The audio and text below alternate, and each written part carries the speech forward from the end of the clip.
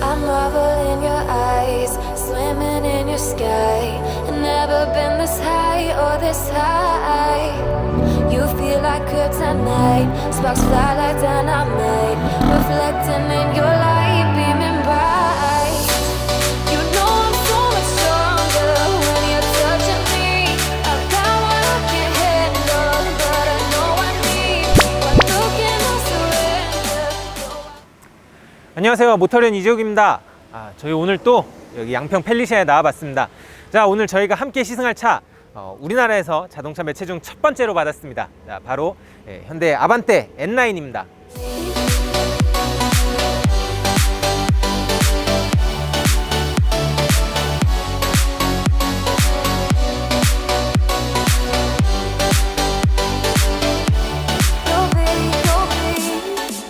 자, 아반떼 N9 아마 시승기 기대하셨던 분들이 굉장히 많으실 것 같아요. 아무래도 아반떼 이번에 풀체인지가 된 CN7 모델에서 처음으로 선보이는 고성능 버전이기도 하고, 또 아반떼 같은 경우에는 이미 2.0 터보가 탑재된 N의 출시가 예고가 돼 있는 상태죠. 자, 그런 상황에서 이전 세대 아반떼 AD에 있었던 1.6 터보 스포츠 모델이 이제 풀체인지 이후에는 아반떼 N9으로 이름이 바뀌면서 또 출시가 됐습니다. 아반떼 N보다는 약간은 성능이 떨어지긴 합니다만은 그래도 어떤 디자인이라든가 퍼포먼스라든가 이런 부분에서 아반떼 N의 예고편으로서 굉장히 많이 기대를 하시고 있을 거고, 또 어쨌거나 아반떼 N보다는 약간 부담 없이 탈 수 있는 고성능의 준중형 세단으로 또 많은 분들이 구매도 고려를 하실 것 같습니다. 자, 오늘 저희가 이 차를 새 차를 받았어요.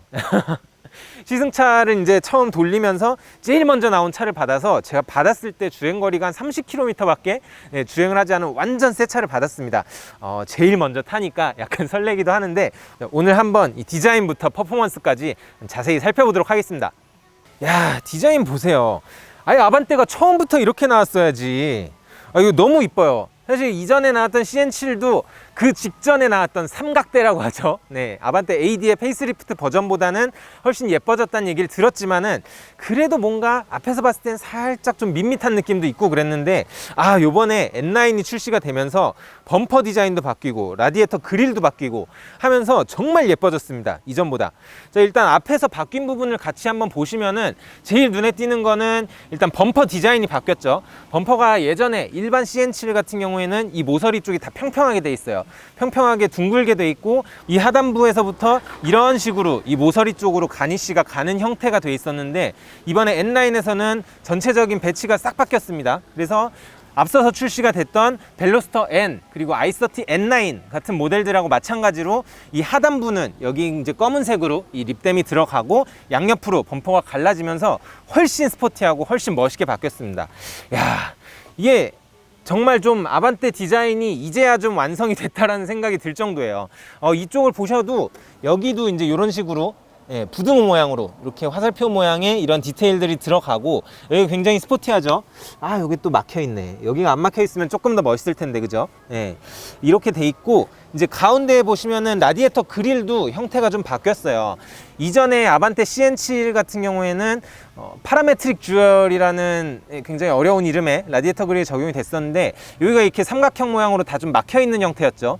근데 N9 같은 경우에는 여기가 이제 좀 메쉬처럼 이렇게 프레임만 살아있고 요 막혀 있던 것들이 다 뚫렸어요.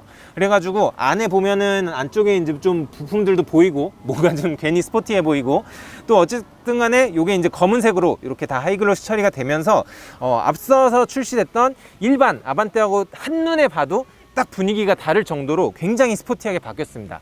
야, 이거 디자인은 진짜 어떻게 깔 수가 없네, 앞에 바뀐 거는. 전체적인 비례는 일반 아반떼하고 크게 차이가 안 납니다.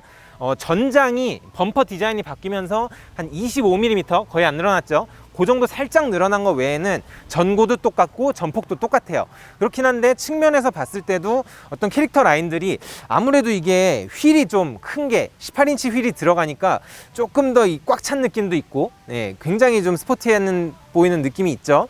그리고 이 옆쪽을 보셔도 이 그린하우스 쪽에 이 몰딩들, 이게 일반 아반떼 같은 경우에는 요 하단이 여기가 이제 크롬 라인으로 뒤에까지 이어져 있고, 이 상단에 있는 여기 요런 몰딩들, 요런 몰딩들, 네, 요런 부분들은 다 그냥 무광 검정이었어요. 무광 검정이었는데 요게 이제 하이글로시로 바뀌면서 네, 전체적으로 조금 더 차가 반짝반짝해 보이기도 하고, 네, 아무래도 조금 더 이런 강해 보이는 모습이 많이 보이고 있습니다.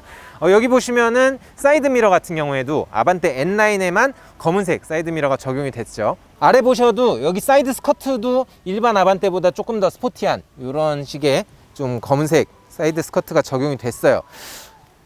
요 삼각대 라인, 삼각대 라인은 기존 아반떼하고 동일합니다. 요 라인이 사실 아반떼가 출시됐을 때 굉장히 좀 말이 많았었죠. 이거 되게 파격적이다. 막 이 면 처리 어떡할 거냐.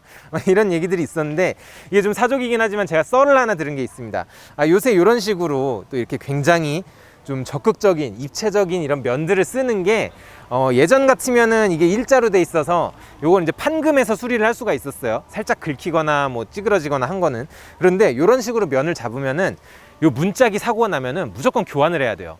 판금이 불가능. 이거 판금 어떻게 합니까? 이거 판금 업계 사장님들이 요거 사진 처음 보시고서 나 이거 못 한다고 그런 얘기까지 있었는데, 그래서 요런 문짝들이 뭐 어떻게 보면은 살짝 어떤 그 수리 비용을 좀 늘리려고 하는, 네, 어떤 교환 견적을 늘리려고 하는 그런 큰 그림이 아닌가.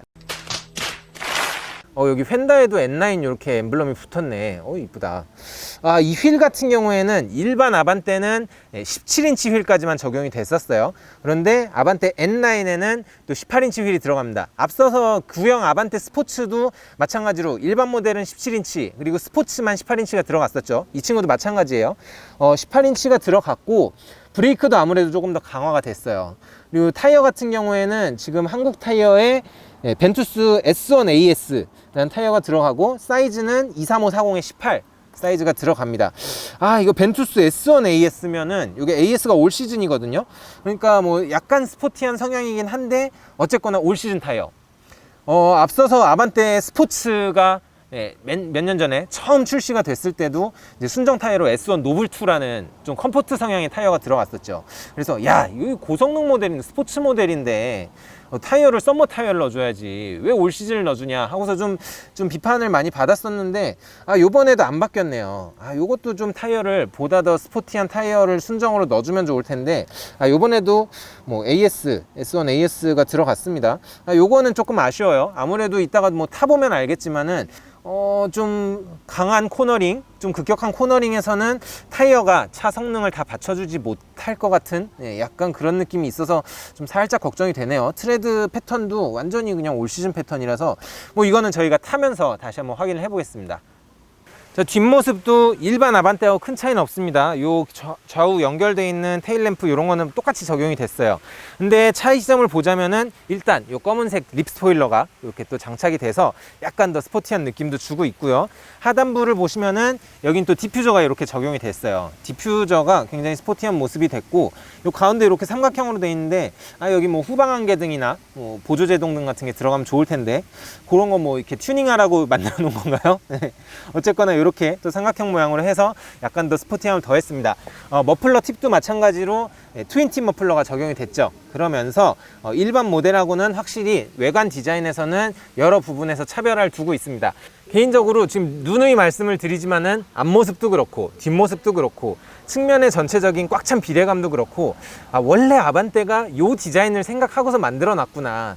사실 우리 길에서는 이거 15인치 휠 달려있는 깡통차들 되게 많이 보죠. 그러다 보니까 저거 되게 쓸데없이 차가 커 보인다라고 생각을 했는데, 요 N9이 좀 디자인의 완성인 부분이 있어요.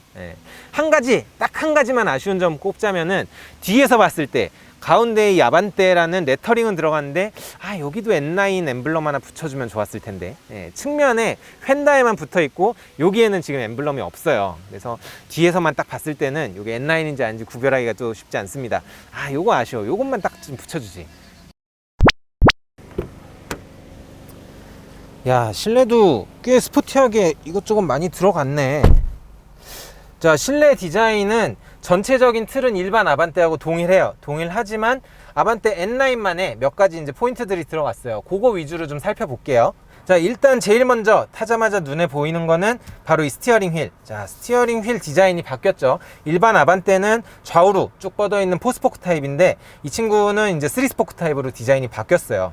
디자인이 바뀌면서 보다 더 스포티한 느낌을 주고 이 그립감도 상당합니다. 앞서서 제가 구형 아반떼 스포츠는 이 스티어링 휠 형태는 예쁜데 뭔가 그립감이 살짝 부족하다, 이 두께감이. 그랬는데 제가 손이 큰 편인데도 이렇게 딱 잡았을 때 감기는 게 훌륭해요. 확실히 이런 부분들이 현대가 계속해서 좀 발전을 하고 있는 게 있습니다. 시프트 노브도 마찬가지로 N9 전용의 디자인이 적용이 됐습니다. 요거는 앞서서 출시됐던 i30 N9하고도 똑같이 생긴 것 같아요. 예, 아무래도 그립감이 조금 더 스포티하게 딱 이렇게 잡을 수 있는 형태가 됐고, 요 하단도 이렇게 가죽으로 마감이 되고 레드 스티치가 들어갔어요. 그래서 뭐 사실 스포티함을 가장 잘 드러낸 요소가 어떻게 보면 이 레드 스티치죠. 여기도 들어가 있고 스티어링 휠도 레드 스티치가 적용이 돼 있고, 보시면은 뭐 도어 트림이나 그리고 바닥 매트에도 다 레드 스티치가 적용이 돼 있습니다. 시트도 마찬가지고요. 그래서 이런 부분들이 가장 좀 눈에 많이 띄는 부분이고, 또 시트도 좀 달라요. 시트가 일반 모델의 인스퍼레이션에 들어가는 시트하고 형상은 비슷한데 실제로 자세히 보시면은 이런 볼스터들이 보다 더 두툼하게 디자인되어 있습니다. 그래서 아무래도 이렇게 딱 앉았을 때 몸을 이렇게 좌우로 홀딩해주는 이런 홀딩력도 더 개선이 됐고, 여기에 또 이렇게 N하고 N 로고가 이게 뭐지? 자수인가? 아니면 뭘 붙인 건가? 아무튼 어쨌든 간에 이런 N 로고도 여기에 부착이 돼서 전체적으로 실내 디자인은 약간 더 일반 모델보다는 약간 더 스포티한 그런 감성들을 여기저기다가 많이 숨겨놨어요. 네, 전반적으로 보다 스포티함도 많이 강조가 되고, 이 아반떼 N9의 인테리어 뭐 마음에 듭니다만 이거는 저는 용서를 할 수가 없습니다. 박기동 편집장님이 저희 N9 처음 출시됐을 때 이렇게 프리뷰를 하시면서도 이 부분 얘기를 많이 하셨었죠. 드라이브 모드 버튼이 도대체 왜 저기에 달려있냐 라고 얘기를 하셨었고, 또 많은 분들이 댓글에서도 저건 좀 아니지 않냐 라는 얘기를 많이 하셨었는데, 모르겠습니다. 이게 뭐 다이얼이 아니라 버튼 타입인 거는 그나마 다행이긴 한데, 뭐 다이얼이고 버튼이고 애초에 주행을 하면서 누르기가 편한 자리가 아니에요. 아니, 드라이브 모드가 당연히 여기쯤에 있어야지. 이게 뭐한 짓입니까 이게. 제가 듣기로는 사실은 현대차가 이 아반떼 CNC를 디자인을 하면서 이쪽에다가 뭔가 추가적인 디스플레이를 설치를 하려고 이제 준비를 하고 있었다고 합니다. 그랬는데 최종적으로는 아반떼 준중형 차의 어떤 가격의 한계 때문에 여기다가 디스플레이를 넣지 못하고, 그러다 보니까 되게 어정쩡한 공간이 이렇게 남아버리게 됐는데, 차라리 일반 아반떼처럼 비워놨으면 비워놨지. 이 버튼이 여기 있으니까 제가 실제로 오면서 이제 몇 번 눌러봤는데 주행을 하면서 누르기가 굉장히 거슬리는 위치예요. 뭐 손을 뻗으면 안 닿는 자리는 아니긴 한데 그래도 여기가 이 드라이브 모드를 위한 적절한 위치는 아니라는 생각은 듭니다. 자, 뭐 어찌 됐거나 이 드라이브 모드 셀렉터가 생겼다는 것 자체는 뭐 환영할 만한 일이죠. 이 아반떼 N9 같은 경우에 일반 모델에서 추가 옵션을 선택을 하거나 아니면 인스퍼레이션 트림 을 선택을 하시면은 여기 이제 디지털 계기판이 적용이 됩니다. 이 디지털 계기판을 적용하시면은 드라이브 모드에 따라서 이 화면이 바뀌어요. 에코, 스포츠, 그리고 스마트. 스마트랑 노멀은 똑같고요. 요 디자인 바뀌는 속도나 뭐 요런 거는 굉장히 화려합니다. 그래픽도 화려하고. 전체적으로 이런 디자인들이 적용이 돼서 뭐 드라이브 모드 바꾸는 재미 같은 건 있겠죠. 이게 정말 이런 거 디자인들 참 잘 해놓고 왜 괜히 쓸데없이 드라이브 모드 버튼을 여기다가 달아가지고 이렇게 쓸데없이 욕을 먹는지 전 잘 이해가 안 됩니다. 자, 본격적으로 도로 주행을 시작을 해 보겠습니다. 일단 첫인상 아반떼 N9을 딱 타고 나오자마자 느낀 게 서스펜션이 생각보다 되게 하드해요. 뭐 일반적으로 승용차에서 예상하는 서스펜션 감각에 비하자면은 상당히 하드한 편에 속하는 것 같습니다. 이게 뭐 물론 장단점이 있죠. 아무래도 뭐 스포티한 주행을 할 때는 롤링을 많이 억제를 해줄 것 같기는 한데 좀 뭐 장거리 주행을 하거나 하기에는 제 기준에서는 약간 허리 아플 것 같은데 라는 생각이 들긴 합니다. 일단 요거는 이따가 정말로 이 하드한 만큼 와인딩 로드를 잘 달리는지 마저 확인을 해보도록 하고요. 이렇게 평상시에 일상 주행을 하는 데에서는 뭔가 크게 눈에 띄는 어떤 주행상의 특징은 없네요. 말씀드린 것처럼 서스펜션이 조금 하드한 편이다 라는 거, 그리고 배기음이 생각보다 많이 들어와요. 그러니까 이게 뭔가 어떤 가상 사운드를 앞에서 뭐 스피커로 만들어내고 그런 배기음은 아니고 실제로 배기음이 일반 아반떼보다는 좀 크게 돼 있는 것 같은데 이렇게 좀 저속 주행을 할 때는 왜 그럴 때 있죠. 막 피곤하고 집에 가야 되고 막 피곤할 때는 약간 거슬릴 수도 있겠지만은 그냥 이렇게 듣기에는 적당히 기분 좋은 소리가 들립니다. 뭔가 스티어링 감각이 되게 좀 좋아요. 일단 뭐라고 해야 되지? 진짜 그냥 좀 좋습니다. 뭔가 약간 이 어떤 허당치는 느낌? 조금 뭔가 이 직결감이 떨어지는 그런 느낌이 전혀 안 들고 굉장히 스티어링 감각이 좋네요. 이런 부분들은 확실히 N9이라서 조금 더 세팅을 공들여서 한 게 있죠. 그리고 일단 뭐 이 아반떼 N9 지금 제가 타고 있는 시승차는 인스퍼레이션입니다. 풀옵션 가격은 거의 한 2,800만원 정도 해요. 상당히 비싼 모델인데 뭐 마음에 드는 거는 일단 에이다스 기능들이 거의 다 들어있어요. 그래서 뭐 어댑티브 크루즈 컨트롤에 조향 보조에 이제 현대는 스마트 크루즈 컨트롤이라고 하죠. 스마트 크루즈 컨트롤도 들어오고 조향 보조도 들어오고 심지어는 HDA까지 있어요. 그래가지고 고속도로나 뭐 어떤 자동차 전용 도로 이런 데서는 정말 알아서 잘 갑니다. 뭐 그런 부분들은 만족스럽죠. 뭐 그 밖에 전방 충돌 경보, 무슨 뭐 후측방 경보, 뭐 별별 기능들이 다 들어있어요. 요새 현대가 이런 거 참 잘하죠. 현대 스마트 센스 옵션을 선택을 하면은 상당히 뭐 낮은 등급에서도 대다수의 이런 옵션들을 이제 사용을 할 수가 있게 돼 있고, 차급도 예전에는 정말 비싼 차들만 들어갔었는데 뭐 요새는 정말 이런 아반떼급까지도 이런 기능들이 다 탑재가 돼요. 이런 부분들은 참 잘하고 있는 것 같아요. 뭐 물론 가격이 아직도 비싸긴 합니다만은 실제로 구입하시는 분들도 만족도가 굉장히 높은 게 이런 스마트 센스 부분이기도 하거든요. 그렇기 때문에 이런 것들이 계속 좀 어떤 자율주행, 반자율주행 기능들 이런 것들이 대중화되고 있는 부분은 뭐 상당히 고무적이라고 할 수가 있을 것 같습니다. 자, 본격적으로 와인딩 로드에서 좀 테스트를 해보도록 하겠습니다.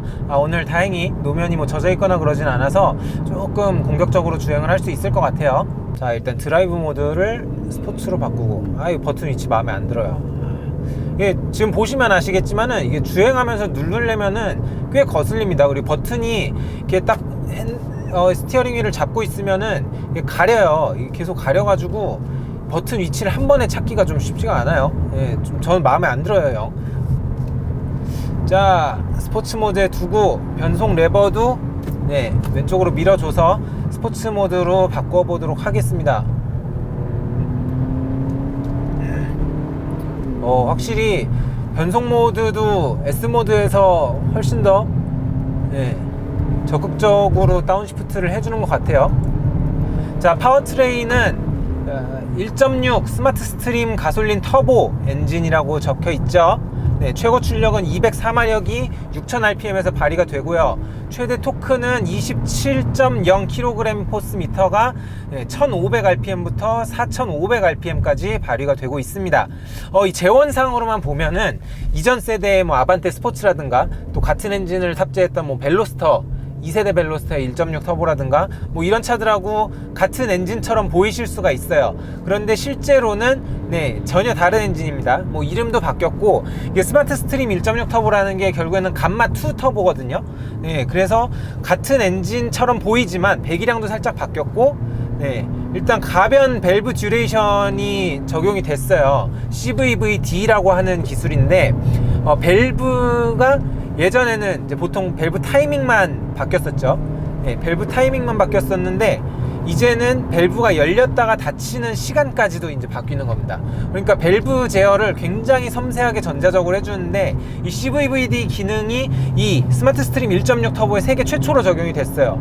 그래서 이게 사실 재원상으로만 볼 때는 이전 엔진하고 동일하니까 이게 뭐가 그냥 똑같은 엔진 재탕한 거 아니야? 라고 느끼실 수가 있지만 실제로 이렇게 주행을 해보면은 보다 어떤 토크감 같은 것도 좀 풍부하게 느껴지고요. 그리고 차체가 이전보다 커졌지만은 그럼에도 불구하고 어떤 효율적인 측면에서도 연비도 이전 세대보다 오히려 좋습니다. 그러니까 전반적으로 결국에는 퍼포먼스는 그 같은 수준을 유지를 하면서 효율이나 이런 부분을 많이 개선을 한 엔진이라고 보실 수가 있을 것 같아요. 자, 그럼 뭐 이제 긴 말은 밀어두고 조금 주행에 집중을 해 보겠습니다. 와, 생각보다 되게 이게 저는 아반떼 스포츠도 처음 이제 출시가 됐을 때 시승을 해봤었는데 차가 좀 커져가지고 아무래도 조금 둔하지 않을까라는 생각을 했는데 굉장히 기우였어요. 실제로 달려보면은 오히려 아반떼 스포츠보다 훨씬 경쾌하게 코너링을 돌아 나간 느낌이 아주 좋습니다. 브레이크 같은 경우에는 아반떼 N9 자체가 일반 아반떼보다 더 고성능의 브레이크가 탑재가 되지만, 만약에 내가 이걸로도 성에 안 찬다 라고 하시는 분들은 N 퍼포먼스 파츠라는 이제 개별 업그레이드 할 수 있는 파츠를 판매하고 있습니다. 출고 시에 구입을 해서 장착을 하셔서 출고를 하실 수도 있고, 아니면은 이제 추후에 구입을 해가지고 이제 개별적으로 애프터 파츠로 장착을 하실 수도 있어요. 그래서 만약에 내가 브레이크까지도 조금 더 퍼포먼스 브레이크를 필요로 한다 라고 하면은 N 브레이크 파츠를 선택을 하셔도 될 것 같습니다. 그런데 제가 지금 타보기에는 순정 상태에서 브레이크가 특별히 뭐 지금 아주 막 끝까지 밀어붙이진 않았습니다만은, 뭐 서킷에선 약간 모질할 수도 있겠지만 이 정도의 와인딩 주행에서는 어떤 브레이크의 제동력이 부족하다라는 느낌은 많이 받지 않습니다. 그런데 코너링이 진짜 인상적이에요. 일단 이 스티어링을 돌리는 느낌 자체도 아반떼 스포츠보다는 훨씬 세련되졌고, 예전에 아반떼 스포츠는 분명히 잘 만든 차지만 약간 이런 코너링에서는 스티어링 휠까지 전달되는 어떤 노면의 감각이라고 해야 될까요? 그런 게 약간 정제돼서 올라오는 느낌이 있다 보니까 약간은 좀 아쉽다라는 생각도 들었었는데, 오히려 이 아반떼 N9에서는 그런 부분들이 많이 개선이 됐습니다. 그래서 어떤 노면의 정보 같은 것도 굉장히 직관적으로 이 손끝까지 전달이 되고 있네요. 야, 진짜 대단하다. 아반떼가 이제 이 정도의 경지까지 올라왔구나. 참 격세지감이죠. 야, 이제 이 아반떼 N9은 정말 이 상태 이대로 바로 그냥 트랙에 들어가서 주행을 해도 전혀 부족함이 없을 것 같은 느낌이에요. 이건 또 이제 트랙을 타봐야지 아는 얘기지만은, 자, 깊숙한 헤어핀. 야, 변속기도 굉장히 적극적으로 레브 매칭을 해주면서 거의 레드존에 가까운 데까지 다운시프트를 쳐주고, 또 가속이 됩니다. 야, 변속기 느낌이 정말 기가 막혀요. 뭐 현대자동차 지금 7단 DCT 굉장히 오랫동안 사용을 해왔지만 이전보다도 더 강력한 퍼포먼스를 발휘를 하고 있습니다. 실제로 이 모델 같은 경우에 N9으로 업그레이드가 스포츠에서 N9으로 업그레이드가 되면서 이전에는 단순히 DCT가 탑재가 됐었다면은 이제는 지금 벨로스터 N에서 먼저 선보였던 몇 가지 기능들이 탑재가 됐어요. 대표적인 게 이제 N 그린 시프트입니다. 그러니까 변속할 때 의도적으로 업시프트 시에 변속 충격을 줘요. 변속 충격을 줘서 이제 주행을 하는 입장에서는 훨씬 더 재미있게 가속되는 느낌. 타이어가 훨씬 더 재미있게 가속감을 느낄 수가 있는데, 지금 방금 전에 아마 타이어 스키드음을 들으셨을 거예요. 타이어 퍼포먼스가 엔진과 차체의 퍼포먼스를 충분히 뒷받침을 해주지 못하고 있습니다. 이 출고 타이어는 정말 에러예요. 타이어는 교체를 제일 먼저 하셔야 되고, 그렇기는 합니다만 뭐 그것과 별개로 차의 전반적인 퍼포먼스는 정말 재밌어요. 야, 진짜 이거 물건이다. 아니, N9이 이렇게 잘 달리면은 N이 나오면 N은 도대체 얼마나 잘 달린다는 거야. 아니, 아반떼 N9 뭐 어떻게 보면은 N의 출시가 이미 예고돼 있는 상황에서 약간은 좀 기미 생감도 없잖아 있긴 합니다만은, 그래도 N에 대한 기대감을 오히려 불러일으키기에는 충분한 것 같아요. 그리고 어쨌거나 아반떼 N이 출시가 되면은 그 친구는 또 2리터 엔진을 탑재를 하고 굉장히 강력한 퍼포먼스를 낼 거기 때문에, 지금 들리는 얘기로는 벨로스터 M보다도 트랙에서 더 빠르대요, 아반떼 N이. 그 정도로 퍼포먼스가 강할 거기 때문에 그게 다소 부담스럽다, 뭐 효율적인 측면이라 됐든 어떤 너무 강한 성능이 부담스럽다고 하시는 분들은 그냥 데일리카로 타면서 재미있게 주행을, 썬데이 드라이브를 즐기기에는 이 정도의 퍼포먼스도 저는 부족함은 전혀 없을 거라고 생각을 합니다.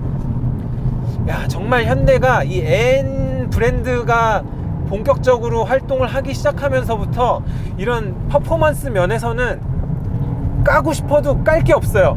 너무 잘 만들어, 옛날에 비해서. 서스펜션 같은 경우에 뭐 알고 계시겠지만은 일반 아반떼는 이제 리어 서스펜션이 토션빔이 들어가지만은 아반떼 N9하고 아반떼 하이브리드 같은 경우에는 뒤에 멀티링크가 탑재가 되고 있어요.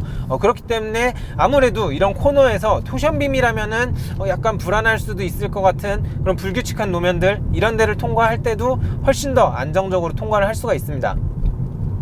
단 한 가지 아쉬운 점이라고 한다면은 제가 예상을 했던 대로 아무래도 타이어 성능이 차체와 엔진의 퍼포먼스에 비해서는 부족한 느낌이 없지 않아 있습니다.